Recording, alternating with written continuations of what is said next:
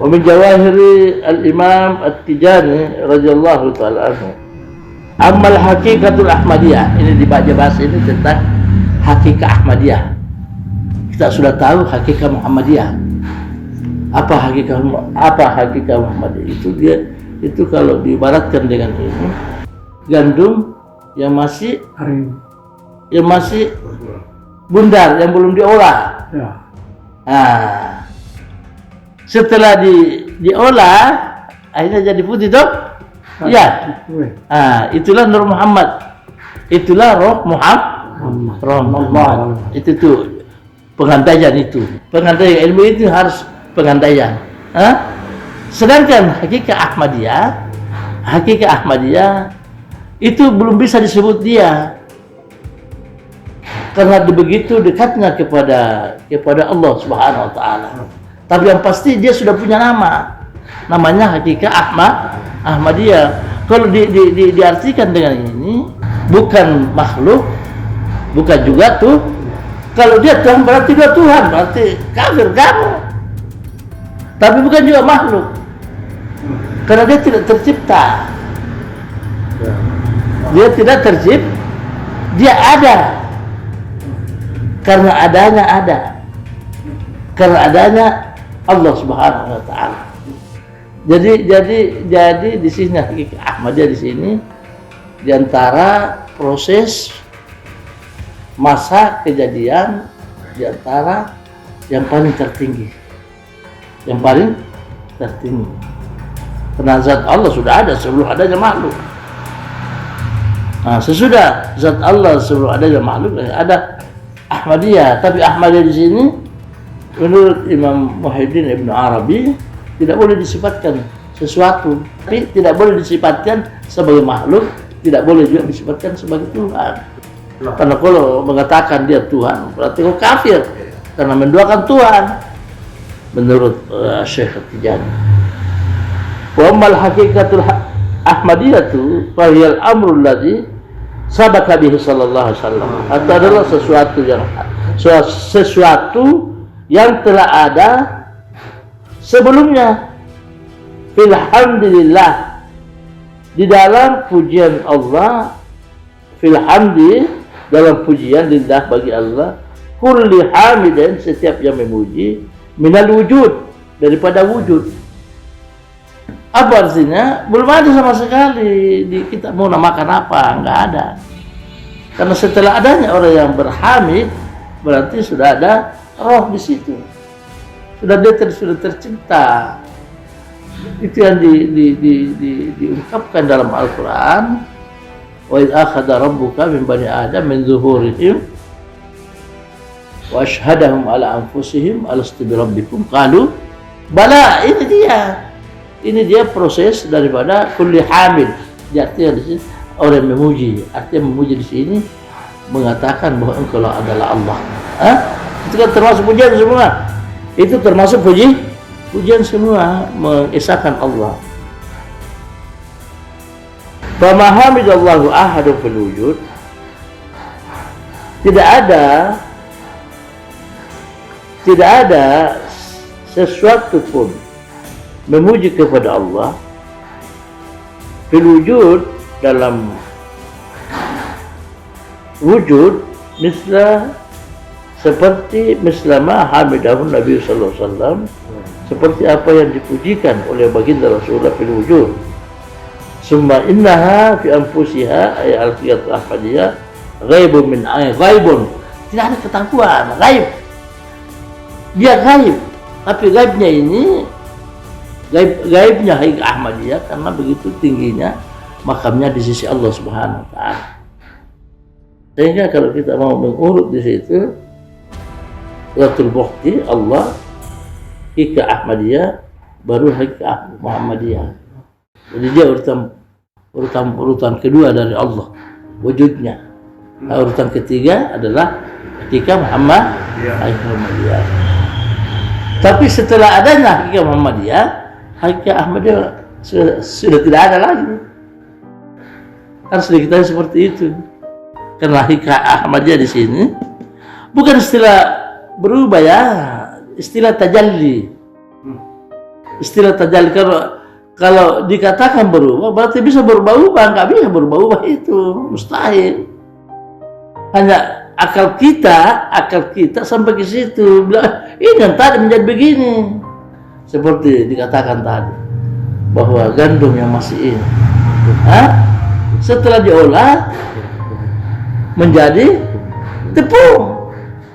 Ini memang perubahan, tapi ini tidak bisa kita gambarkan karena bukan bentuk. Bentuk itu nanti di belakang baru ada. Fayakun, dia baru kun. Lapangan kun itu langsung dari Allah Subhanahu Wa Taala. Belum ada wujud, belum ada zatnya. Karena kalau ada zatnya berarti bisa berhubungan antara baru dengan yang kadim. Ini kadim tidak punya bentuk. Muncul ini ada bentuk, tidak bisa. Hancur ini. Imam Junaid mengatakan bila berhubungan bentuk dengan tidak bentuk, yang bentuk hancur. Jadi memang luar biasa ini ciptaan Allah Subhanahu. Ini salah satu daripada keluar biasaan ciptaan Allah Subhanahu Wa Taala.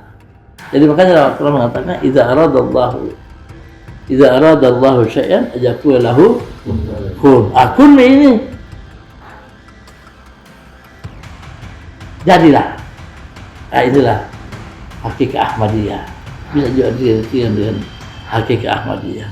Bayakun, inilah hakikat Muhammadiyah. Ini. Akhirnya sampai seterusnya proses. Makanya disebut di sini hakikat Ahmadiyah adalah ghaib, hal yang min a'zami. Al-hakikat Ahmadiyah ghaibun min a'zami, paling besar kegaiban Allah Subhanahu Wa Taala. Min a'zami wujubillahi wa lam yattali ahad, tidak ada yang bisa menelaah seseorang. Tali. Tidak ada yang bisa menelaah, mengenal seseorang ala ma fiha, atas apa yang ada padanya minal ma'arif, daripada ma'rifah wal ulum dengan ilmu asrar rahasia, wal fuyudat dan pancaran-pancaran, atau wat tajalliyat dan tajalli, wal nahwu wal mawahib wal ahwal al ulya wal akhlaq az-zakiyah. Ini diungkapkan semua, tidak ada yang bisa mencapai hakikat Ahmadiyah.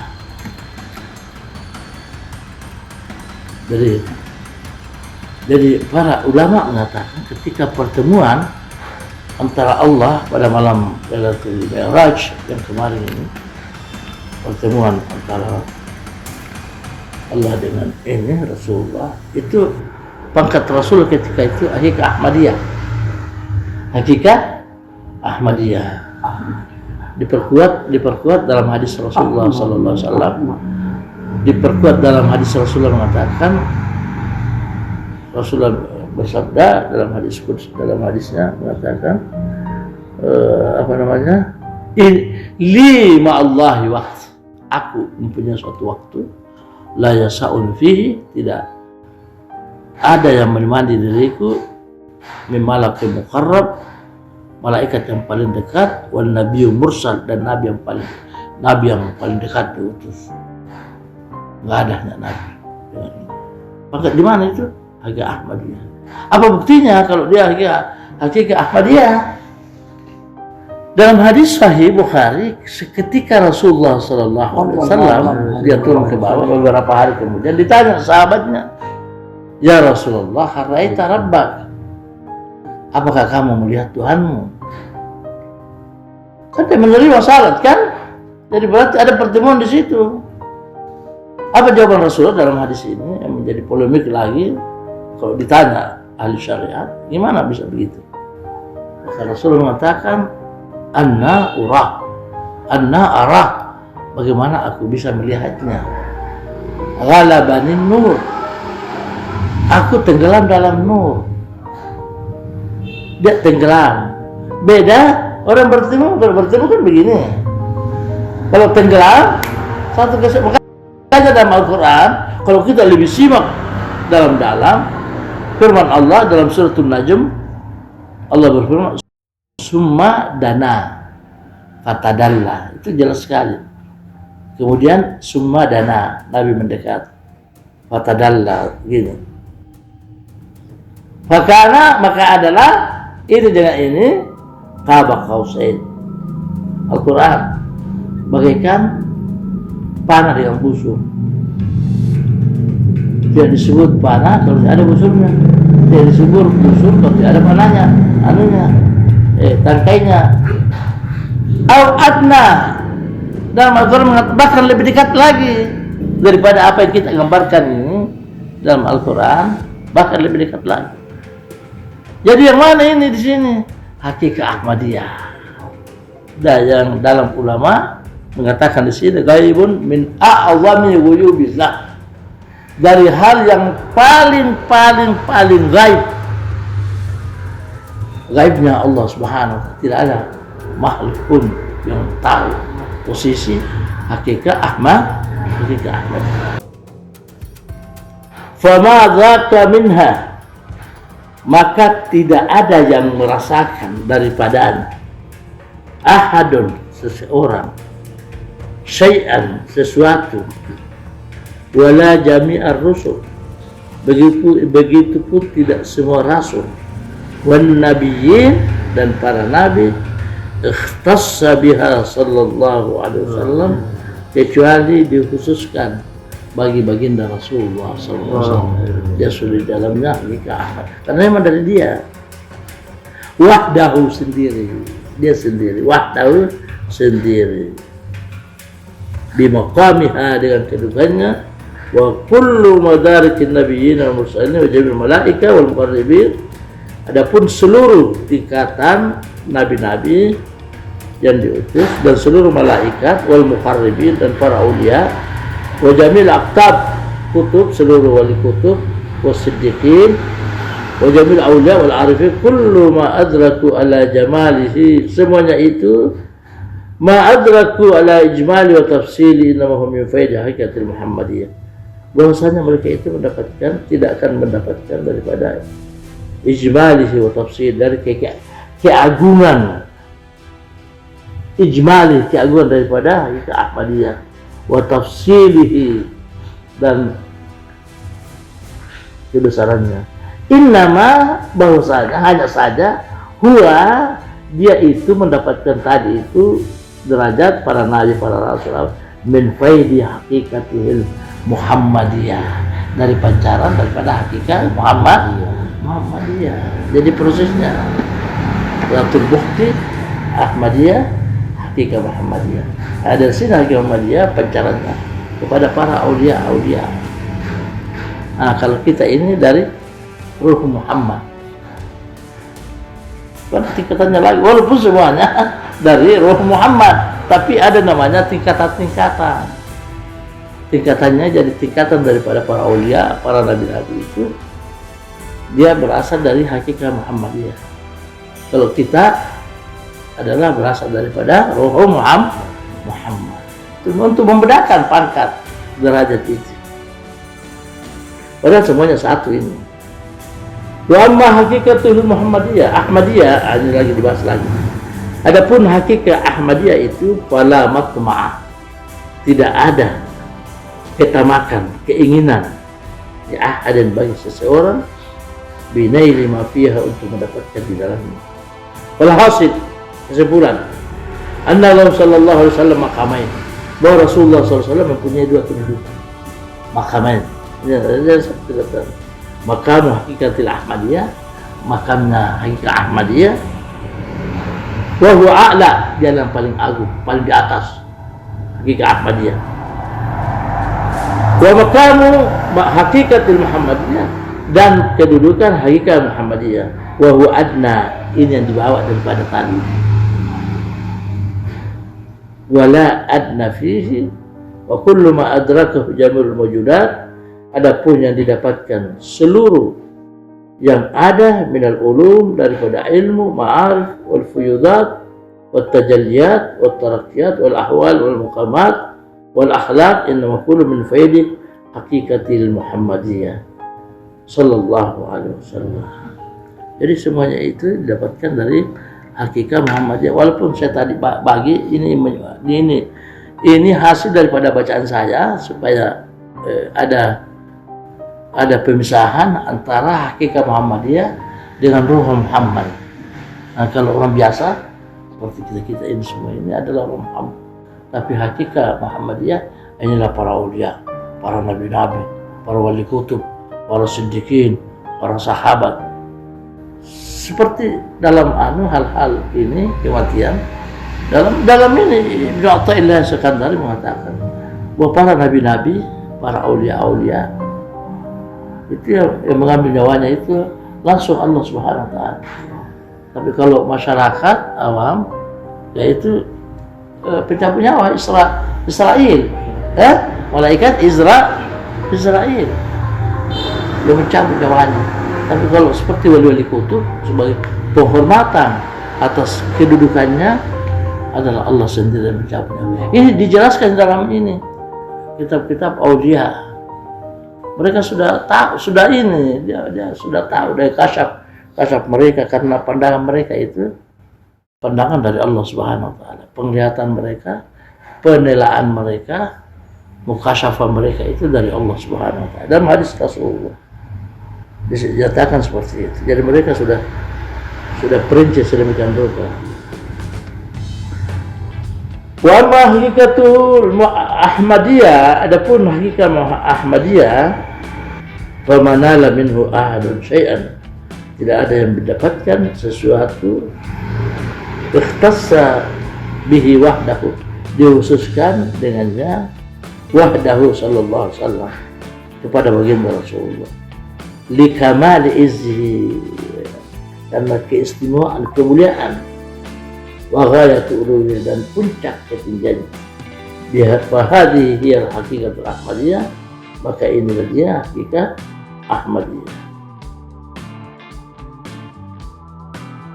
Hada al-wasfu lin nabi, sifat ini yang dipakaikan kepada Nabi sallallahu alaihi wasallam, di anna mufidun ala kafati khalqillahi alal umum, karena semuanya itu berasal dari Allah Subhanahu wa ta'ala. Jadi kalau diresapi betul-betul tentang penciptaan, artinya kita mengatakan penciptaan lah untuk memudahkan, sebenarnya bukan penciptaan, hanya kita membahasakan bagaimana membahasakan. Kalau saya mengatakan tajalli, tambah bingung lagi apa itu tajalli. Karena tajalli itu sama dengan ini, sama dengan ombak dengan laut. Tajalli sama dengan ombak dengan laut. Ombak itu namanya ombak. Tapi setelah periksa ombak, laut. Tapi tidak ada seorang pun yang melihat ombak mengatakan laut. Pasti mengatakan ombak. Tapi setelah diperiksa ombak, itu begitu juga. Setelah diperiksa tadi hakikat Ahmadiyah, ternyata hakikat Ahmadiyah.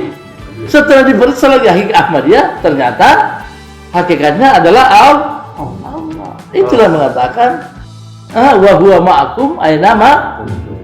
Dia Allah itu selalu bersamamu. Yang mana bersamamu di sini? Ini dia. Kalau orang mengerti tentang cerita begini, maka dia sudah mengerti, oh iya memang betul, karena memang kita berasal dari Roh Muhammad. Roh Muhammad itu tidak lain tidak bukan adalah hakikat Muhammadiyah. Hakikat Muhammadiyah adanya hakikat Muhammad karena adanya hakikat Ahmadiyah. Hanya prosesnya itu kita harus mengambil itibar, mengambil contoh, karena ilmu ini harus dengan contoh. Kalau dengan keterangan semakin bingung. Apa artinya di sini, saudara-saudara? Berarti orang yang bersih hatinya. Karena itulah yang dimaksud dengan roh di situ, orang yang bersih hatinya. Ya ayyatuhan nafsul mutmainnah, wahai yang mempunyai jiwa-jiwa yang bersih. Ya ayyatuhan nafsul irji'i, kembali. Ini bahasa sesuai dengan bahasa tasawuf. Kalau kita mau bahasakan, irji'i, kembalilah kepada Tuhan. Irji'i ila rabbiki radiyatan mardiyah, dalam keadaan gembira, dan dia pun gembira menerimamu. Tidak heran kalau Rasulullah ditanya, apakah engkau melihat Tuhanmu? Nabi menjawab, bagaimana aku melihat? Aku tidak nampak lagi. Saya berada dalam nur. Saya tenggelam dalam nur. Apa artinya kalau tenggelam dalam nur? Dia tidak nampak lagi dia. Dikomentari para ulama dalam kitab-kitab ini. Bagi orang mengerti, pasti dia terbayang seperti ini. Dia mengatakan, seumpama malam itu Nabi tidak berpakaian dunia, maka dia tidak akan kembali lagi. Jadi pakaian dunia Rasulullah setelah bertemu dengan Allah, dia juga menjadi nur. Dia juga menghilang itu pakaian itu. Buktinya Rasulullah mengatakan begitu. Begitu kebesaran daripada nur ilahi. Hilang semua, nggak ada. Tapi oleh karena dia berpakaian dunia, dia harus kembali. Dia harus kembali ke dunia. Akhirnya Musa pada langit ke-6 mengatakan, kembali sama Tuhan. Umatmu tidak akan mampu menerima salat. Bukan salatnya itu. Nabi Musa terlalu asyik memandang orang yang baru tadi bertemu dengan Allah. Masih ada pengaruhnya. Orang kalau habis makan durian itu masih bawa durian itu. Ini dunia ini. Orang baru habis makan durian, itu mulutnya itu dicium duriannya itu. Ini bertemu dengan rajanya dari segala raja, bertemu dengan Allah, sehingga Nabi Musa kembali kepada tidak umatmu tidak, supaya ada cerita. Kalau Nabi akan kembali lagi, dia meminta keringanan, dia tahu, tapi ada hikmah yang terselubung di dalamnya. Bagi orang-orang yang menafsirkan syariat, silakan. Bagi orang yang menafsirkan tasawuf, silakan. Karena memang terbuka di situ penafsiran. Makanya Rasulullah menepuk bahunya Abdullah bin Abbas dan meludahi mulutnya dan berdoa, Allahumma allimhu ta'wil, ya Allah, ajarkan dia ilmu ta'wil. Karena ta'wil itu luar biasa kalau orang yang pintar ta'wil, seperti menakwilkan. Bukan hanya salatnya yang dipermasalahkan Musa. Dia suruh kembali, karena kalau dia turun ke bawah dan kembali lagi itu sayang ini bau yang bertemu dengan Yang Maha Kuasa. Saya di dunia ini meminta kepada Allah, ya Allah. Masalahnya karena dalam Al-Quran sewaktu Nabi Musa menerima wahyu dari Tuhan, dia tidak melihat zat Tuhan. Dia hanya menerima, dia hanya mendengar firman Tuhan. Itu pun setelah Allah memberikan kekuatan 7.000 pendengaran. Musa, saya kasih kamu pendengaran 7.000 supaya kau bisa mendengarkan firmanku. Ini ulama yang ngomong ini 7.000. Kalau kita mengatakan diberikan kubi 7.000 7.000 kubi pendengaran supaya Nabi Musa bisa mendengarkan firman Allah Subhanahu. Sehingga Nabi Musa meminta, ya Allah, belum asyik, hanya firman-Mu saja saya mau melihat dirimu, ya Allah. Allah mengatakan dalam Al-Quran ini bersama-sama terus ini, lantaran kamu tidak akan mampu melihat. Akhirnya terpaksa Allah menjawab, oke Nabi Musa, kau bisa melihat aku, pergi ke Turisina di sana, ada situ tempat. Makanya ada tempat-tempat mulia. Dan kita ini menentukan tempat. Allah sudah dalam Al-Quran. Pergi kita. Makanya Rasulullah waktu Isra Mi'raj singgah di situ juga. Karena di situ pertemuan antara Allah dengan Nabi Musa alaihissalam. Nah, setelah Nabi Musa mau masuk di Bukit Tur Sinai, tiba-tiba mendengar lagi firman. Ya Musa, ikhla'na alaih. Buka sandalmu. fa innaka bil wadil muqaddas. Al-Quran ini, karena engkau berada di tempat yang suci. Setelah di dalam situ Allah berfirman, ya Musa, kalau kamu memandang aku, lihatlah kepada bukit itu, bukit Tur Sina. Fa in istaqarra makanuhu, jika tetap dia, maka kamu akan melihat aku. Saya akan tajalli kepadanya. Bahasa kasarnya, saya mau menampakkan diriku kepada dia, kepada gunung. Falamma tajalla rabbuhu, Al-Quran. Ketika Allah menampakkan dirinya. Ketika Allah menampakkan dirinya. Coba bayangkan menampakkan. Ini. Ja'alahu dakka. Maka gunung itu hancur lulu. Hancur lulu. Ja'alahu dakka. Wa kharra. Musa terpelanting. Jatuh. Wa kharra Musa sa'ika. Musa pun dalam keadaan pingsan. Ada yang mengatakan pingsannya dari Musa ada 1 hari, mengatakan 2 hari, 3 hari. Nggak ada yang menyaksikan. Jadi takwil lagi di sini, main di sini. Takwil lagi main di sini karena tidak ada yang menyaksikan. Yang ada dalam Al-Quran menceritakan. Dan wajib kita percaya Al-Quran. Falamma afaka, ketika Nabi Musa sadar, di mana saya berada ini? Oh, tadi saya begini. Walamma afaka qala tubtu ilaik. Ya Allah, aku sudah taubat. Ya Allah, aku tidak meminta lagi, ya Allah. Qala tubtu ilaik. Aku taubat kepada Allah. Jadi para ulama dalam kajian tasawuf mengatakan kalau orang sudah fana, dari mana? Dari ini. Dalilnya ini. Kalau orang sudah fana dalam suatu tawajjuh kepada Allah Subhanahu wa taala, dia tidak sadarkan diri dalam memulai zikirnya, dalam memulai tawajjuhnya, berarti dia sudah sampai kepada Allah. Dalilnya apa? Ini Nabi Musa tadi. Buktinya apa? Nabi Musa kalau sampai kepada Tuhan, dia sudah menghafal kitab Taurat. Dalam keadaan pingsan, dia pergi ke umat dan mengatakan, saya menerima Taurat dari Tuhan. Langsung dia hafal.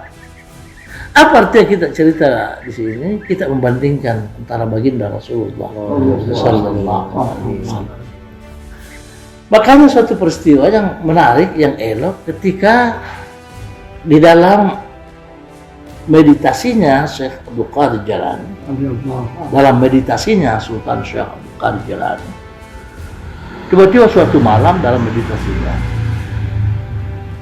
tiba-tiba yang tadinya gelap gelita, tiba-tiba terang benderang. Tiba-tiba terang benderang, bagaikan bulan 15, bulan purnama. Heran Sultan Syekh Abdul Qadir Jalani. Begini dia. Tiba-tiba terdengar suara. Ya Muhyiddin Ibn Arabi, ana rabbuka, saya adalah Tuhanmu. Oleh karena dia orang alim, ini dia. Ini kalau kita kira-kira bagaimana? Tiba-tiba dia mengatakan, saya setan. Karena dia ngomong apa? Dia mengatakan, celakalah kamu setan. Ya Sultan Syekh Abdul Qadir Jalani, sekarang makamu sudah tinggi.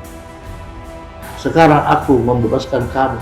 Apapun yang kamu lakukan, semuanya sudah saya maafkan. Kamu tidak boleh salat lagi. Salah lain. Tidak. Dalam syariat, dalam keadaan tertentu orang bisa meninggalkan salat. Itu meninggalkan bagaimana? Bisa dikada, duduk, bisa berdiri, bisa dalam keadaan bukan meninggalkan. Bilang bukan kau Tuhan, kau syaitan. Tiba-tiba waktu dia mengatakan, saya lain, celaka engkau wahai syaitan, berubah menjadi bau bangkai. Dia bilang, sudah ada 7.000 aulia, saya sudah bikin celaka dia. Hanya kamu yang mengalahkan aku. Sudah ada 7.000 yang aku celakakan dia. Hanya kamu saja yang bisa melawan, menguasai diri. Coba bayangkan. Karena dia punya ilmu.